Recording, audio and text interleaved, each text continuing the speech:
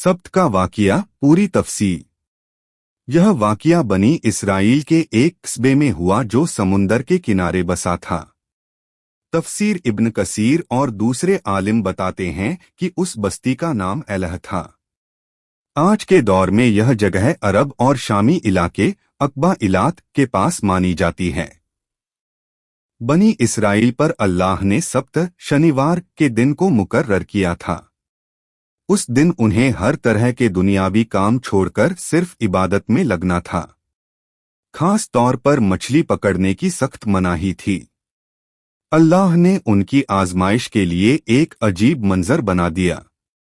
जब शनिवार आता तो मछलियां झुंड झुंड में आती और समुंदर की सतह पर तैरती, यहां तक कि किनारों तक पहुंच जाती। लेकिन हफ्ते के बाकी दिनों में मछलियां बहुत कम नजर आतीं। अब उनकी लालच और सब्र की कमी सामने आ गई। उन्होंने सीधा हुक्म तोड़ने के बजाय चालाकी की। वो शनिवार को जाल या गड्ढे तालाब बना देते जिनमें मछलियां फंस जातीं। इतवार को जाकर कहते, हमने तो शनिवार को मछली नहीं पकड़ी, हकीकत में यह अल्लाह के हुक्म से धोखा था। इस बस्ती के लोग 3 हिस्सों में बंट गए। एक वह जो गुनाह करते और मछलियां पकड़ते, दूसरे वह जो उन्हें बार बार रोकते और कहते अल्लाह से डरो, यह काम मत करो वरना अजाब आएगा। तीसरे वह जो खामोश रहते, गुनाह नहीं करते मगर रोकते भी नहीं थे।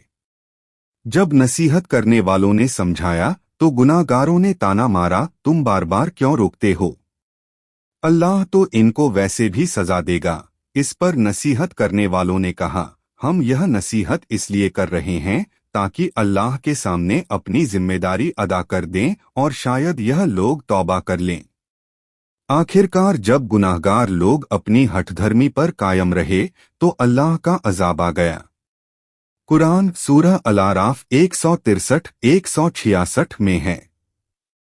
तो जब उन्होंने वह सब कुछ भुला दिया जिससे उन्हें नसीहत की गई थी, हमने गुनहगारों से कहा, हो जाओ तुम बंदर, जलील और रुस्वा किए हुए।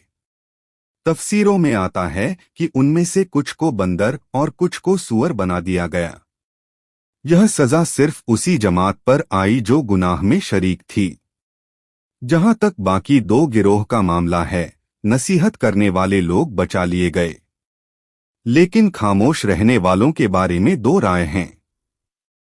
कुछ मुफस्सिरीन कहते हैं कि वे भी हल्की सजा में मुब्तिला हो गए क्योंकि उन्होंने गुनाह रोकने की कोशिश नहीं की, और कुछ कहते हैं कि वो बच गए क्योंकि उन्होंने खुद गुनाह नहीं किया था। सबक और पैगाम। इस वाक़ये से हमें ये बातें सीखनी चाहिए। 1. अल्लाह के हुक्म से चालाकी करना भी गुनाह है। 2. गुनाह करने वालों को रोकना जरूरी है, वरना खामोश लोग भी अजाब में पकड़े जा सकते हैं। 3. दुनियावी लालच इंसान को गुमराह कर देता है। 4. अल्लाह की नाफरमानी का अंजाम हमेशा रुसवाई होता है।